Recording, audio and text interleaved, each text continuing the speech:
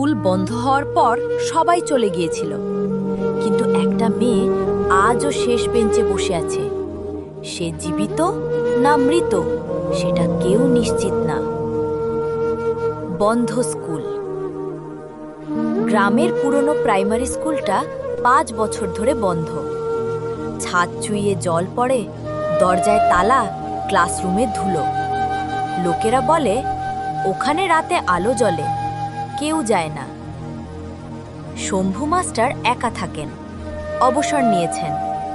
প্রতিদিন বিকেলে স্কুলের সামনে এসে দাঁড়ান।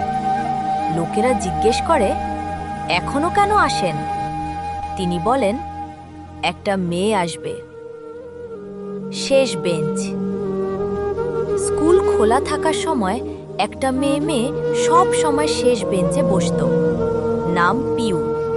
খুব চুপচাপ, খাতা ভর্তি লেখা, কিন্তু কথা নেই।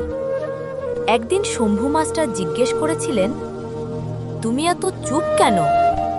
পিউ বলেছিল, বাড়িতে কথা বললে মার খেতে হয়।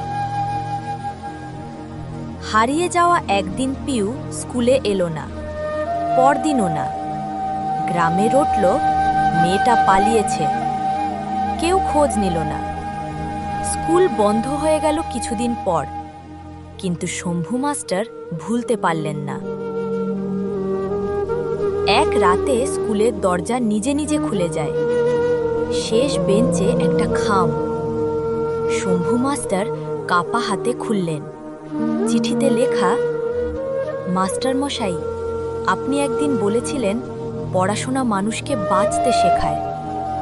আমি বাঁচতে শিখিনি, কিন্তু চাই আমার জায়গায় অন্য কেউ শিখুক। পরদিন শম্ভু মাস্টার পুলিশে যান। অনেক খোঁজের পর সত্য বেরোয়, পিউ পালায়নি, তাকে বিক্রি করা হয়েছিল। গ্রাম জানত, কিন্তু চুপ ছিল। শেষ বেঞ্চ খালি নয়। শম্ভু মাস্টার স্কুলটা আবার খুলতে চান। লোকেরা হাসে, কয়টা বাচ্চা আসবে? শম্ভু মাস্টার বলেন, একটাও এলেই যথেষ্ট। প্রথম দিন একটা মেয়ে আসে। সে সোজা গিয়ে শেষ বেঞ্চে বসে। শেষ দৃশ্য, শম্ভু মাস্টার বোর্ডে লেখেন, শেষ বেঞ্চ মানে শেষ নয়। চকটা নামাতেই হালকা একটা শব্দ হলো, যেন কেউ কাঠের বেঞ্চ টেনে নিল। ক্লাসরুমে তখন শুধু একটা মেয়ে, নাম রুমি। সে চুপচাপ শেষ বেঞ্চে বসে। শম্ভু মাস্টার জিজ্ঞেস করলেন, কিছু বলবে?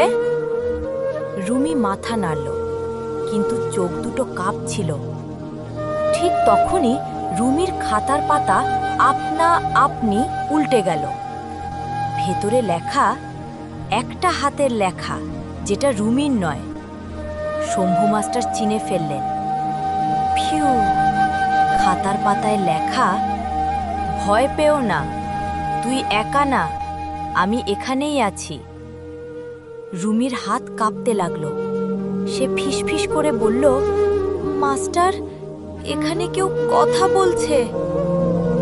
শম্ভু মাস্টার ধীরে করে বললেন, ভয় পাস না মা, কিছু মানুষ যায়, কিন্তু কিছু কণ্ঠ থেকে যায় অন্যদের বাঁচানোর জন্য। সেই রাতে বৃষ্টি নামে। স্কুল ঘরের চাল থেকে জল পড়ে। শেষ বেঞ্চের নিচে একটা ছোট কাগজ ভিজে বেরিয়ে আসে। শম্ভু মাস্টার তুলে নেন। ওটা পিউর শেষ পরীক্ষার খাতা। খাতার শেষে লেখা, যদি আমি পাশ করতে না পারি, দয়া করে আমাকে ফেল করো না, কারণ আমি আগেই জীবনে অনেকবার ফেল করেছি। শম্ভু মাস্টারের চোখ ভিজে যায়। তিনি সিদ্ধান্ত নেন, এই স্কুল আর কখনো বন্ধ হবে না। কয়েক মাস পর স্কুলে এখন 10টা বাচ্চা। সবাই প্রথম বেঞ্চ ভরে বসে। শুধু রুমি আজও শেষ বেঞ্চে, কিন্তু আজ সে একা না, তার পাশে আরেকটা মেয়ে বসে। দেখা যায় না, কিন্তু অনুভব করা যায়।